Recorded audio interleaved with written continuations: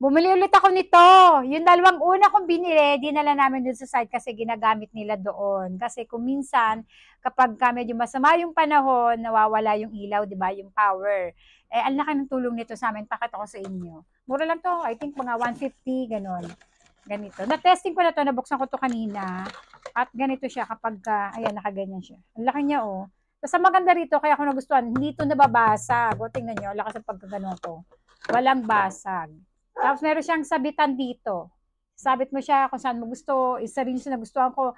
Kahit saan mo siya isabit, pwede. Meron itong tatlong mode eh. Ito yung unang mode. Pakita ko sa inyo. Ayan. Patayin natin yung ring light. Wait lang.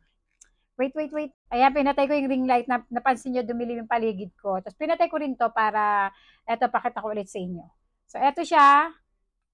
Kumikit ako kasi nasisilaw ako. Dahil nga maliwanag siya. Eto ha, hindi ko pa to na full charge kasi nga kanina lang to dumating, tiningnan ko agad. And ito yung ikalawang mode niya. Ayan, medyo nag-dim siya ng konti para tipid at longer time mo siya magagamit. Ito yung ayan, sakat sa mata, nagpa-flash-flash na ganyan. O diba, parang pa-disco-disco lang. And off na natin siya. Buksan ko muna yung ring light.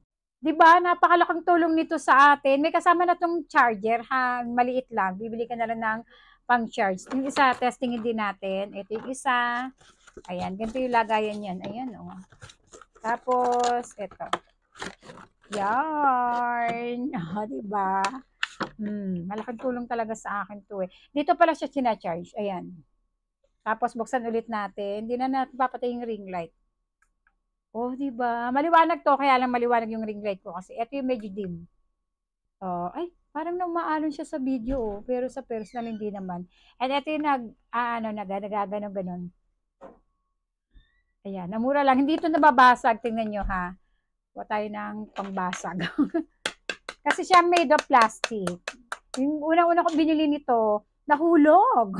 Kala ko mababasag, hindi. Kaya safe na safe siya kahit na makuha ng mga junakas nyo, hindi siya mapapasok. Kasi nga, made of plastic siya. Tumatagal din naman siya, lalo yung ikalawa, ito. Ito, tumatagal to. Nung tinesting namin doon sa site namin, sabi nung gumagawa doon sa amin, tumagal naman daw siya ng 6 hours. Lalo na daw kung ito yung gagamitin mo, yung dim light lang siya, pero may liwanag din naman daw.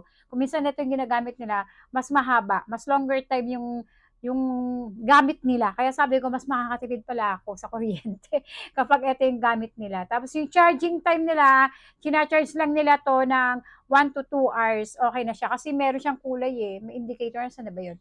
Basta magre-red siya dyan, tapos mawawala yung red kapag full charge na siya. And off na natin. Mura lang, di ba? 150. Meron ka ng on the go. Maganda to kasi pag may camping kayo, may mga pupuntahan kayo na walang ilaw, maglagay kayo sa sasakyan nyo, maganda. Kasi nga, isasabit mo lang siya. Kailangan lang fully charge siya, ha? Kung meron siyang charge, o magagamit mo na kagaya ngayon, meron siyang kaunting charge, magagamit ko pa naman siya. Pero mas maganda sana kung i-full charge natin siya para mas longer time natin siya magamit. Lagay ko sa Yellow Basket, bumili ka kasi 150 pesos lang yata to. I-check niyo yung presyo kasi minsan nababago yung presyo. Depende sa pa-discount ni TikTok at ni seller.